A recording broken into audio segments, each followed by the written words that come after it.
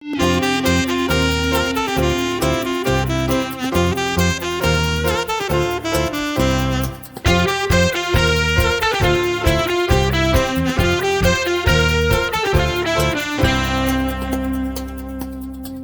and welcome to Chai with Lakshmi. We are at www.chaiwithlakshmi.in.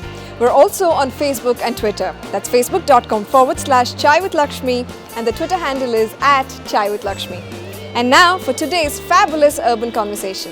Our guest is cricketer Robin Uthappa. Robin Uthappa started playing cricket at the age of 2. He made a successful debut in one-day internationals in 2006. And a year later played an important role in India's win at the ICC T20 World Cup. This young sportsman has since had his ups and downs. Here's Robin sharing about his passion, his learnings and his dreams.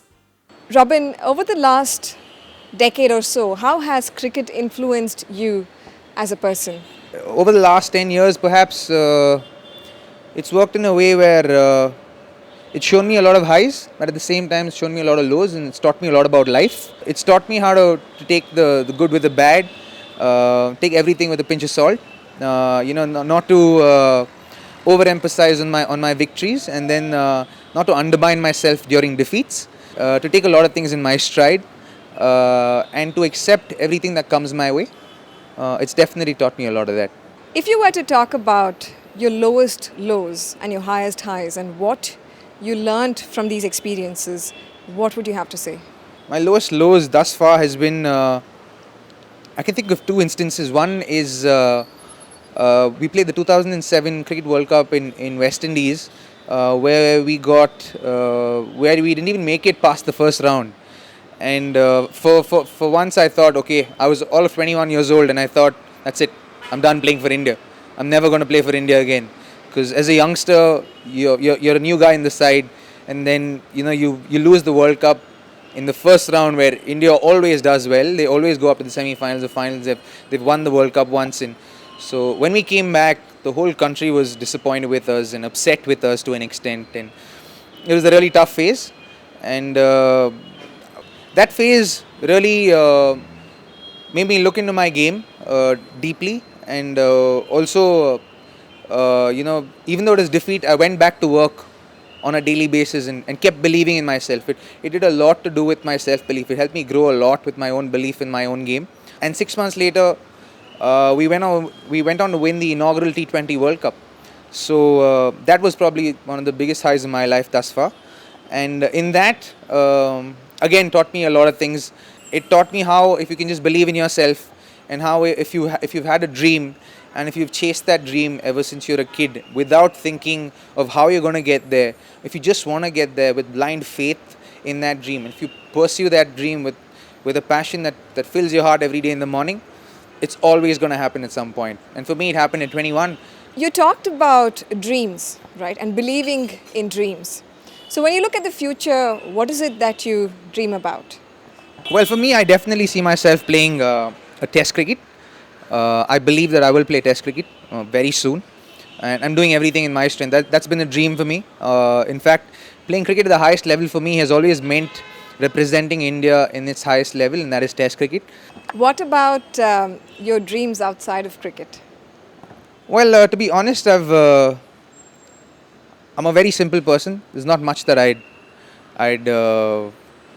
want, as in I never had something that I'd call a dream car or a dream bike or a dream home. I've always wanted a simple home. I've always wanted anything that would take me from point A to point B. I have enough to last a lifetime. God's been kind enough to bless me with what He's given me thus far. I dream of marriage and I dream of children and a family. And in one way or the other, I see myself working with kids at some point after I'm done playing cricket.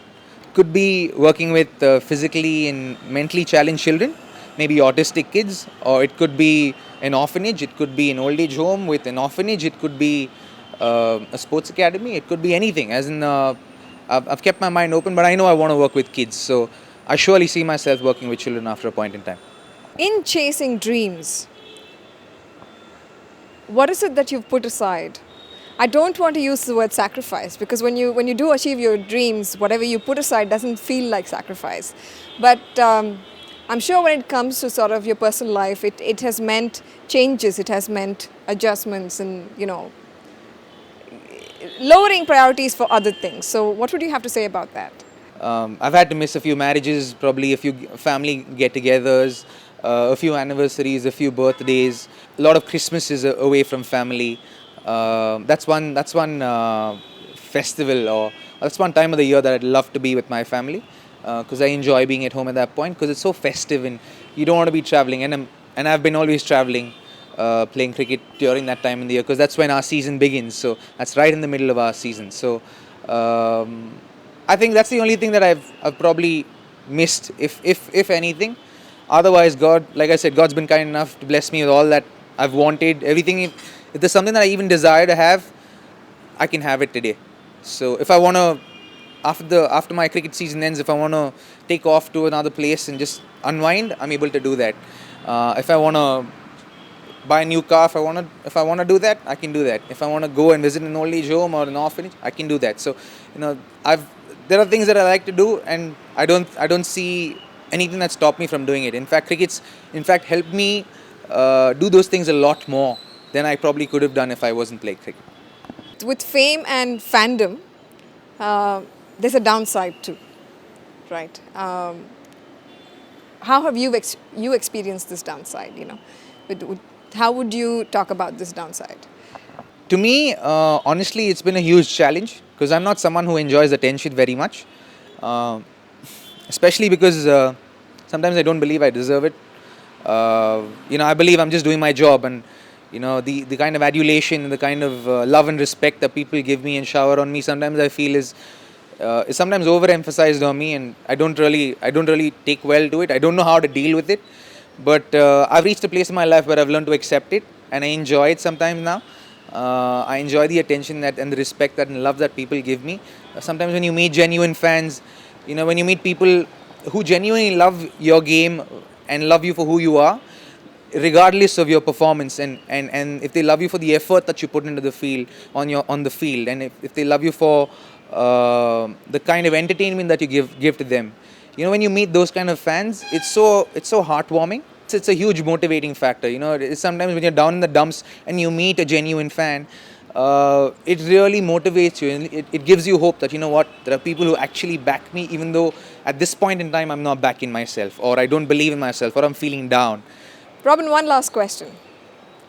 Is there something that is a personal learning that's come out of life experience that you can share with us today? Well, yeah, quite a few actually. Especially in the last few months, I've learned a lot of things. One of the most important things I think I've learned over the last few months is that I've always seen myself as a busy person, someone who never has time to do the things I should be doing, I need to be doing, or I can be doing, that are required for me, for my sport, for my own life, my personal life. And I always thought I never had enough time. I always put those responsibilities, say, on some member of my family, and I just felt, let me do it. Let me see how it works. And I took to it, and I found that I actually have enough and more time to do everything that I need to be doing, everything that I should be doing, and still have spare time enough to pay attention to myself. And another learning that I'm beginning to see a lot nowadays is that when you accept things the way they are in life, when you accept things, everything just becomes beautiful around it. You suddenly start seeing so many positive facets about probably in a mundane life, a negative situation. But when you accept that situation, or when you accept it, you suddenly start seeing so many beautiful facets of it, so many positives of it. I'm slowly beginning to see those sides in life when I begin to accept things as they are. Another thing that I've been hearing over the last month and a half, 2 months, is about the law of attraction.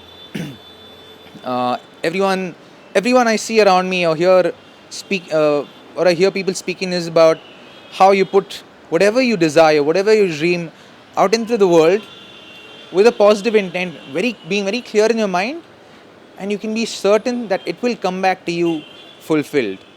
It really works, and these are the few things that I've actually learned in the last few months right now.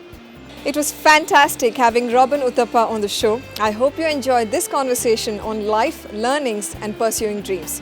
With this, we conclude Season 3. We'll see you in the next season.